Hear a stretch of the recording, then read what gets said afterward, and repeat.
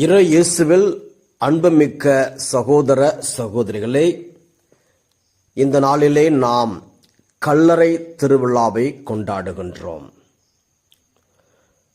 இந்த நாளிலே நாம் சிந்திக்க வேண்டியது என்னவென்றால், மரணம் குறித்து.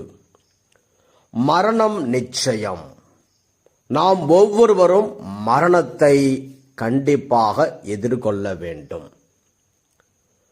யாக்கோப்பு பத்திரிகை 4:14, நொடி பொழுதில் தோன்றி மறையும் புகை போன்றவர்கள் நீங்கள்.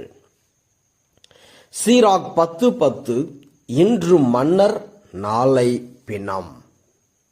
சீராக் 7:36, எல்லாவற்றிலும் உன் முடிவை நினைவில் கொள், அவ்வாறெனில் ஒருபோதும் நீ பாவம் செய்ய மாட்டாய்.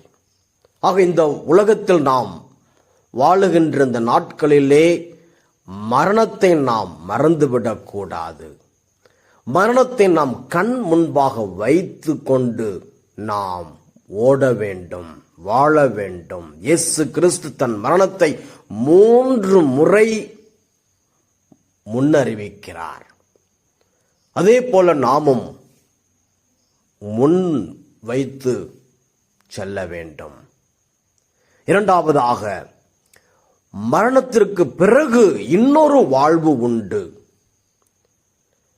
இயேசு கிறிஸ்து தோற்றம் மாறிய பொழுது அங்கு இருவர் இயேசு கிறிஸ்துவோடு பேசிக் கொண்டிருக்கிறார்கள். மத்தேயு 17:3, இதோ மோசேயும் எலியாவும் அவர்களுக்கு முன் தோன்றி இயேசுவோடு உரையாடிக் கொண்டிருந்தனர்.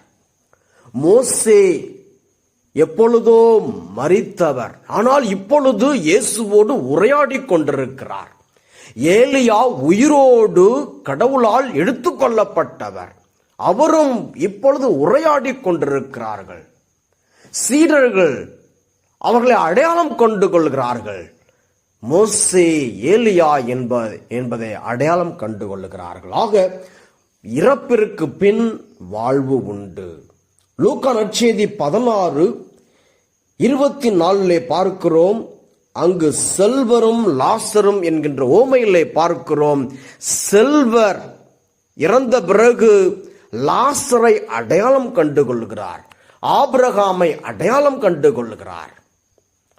ஆக அன்பார்ந்தவர்களே, நம்முடைய வாழ்வு இந்த உலகத்திலே முடிந்து விடுவதில்லை, மாறாக மீண்டும் நாம் வாழப் போகிறோம். ஆக அந்த வாழ்வுக்கு நம்மையே நாம்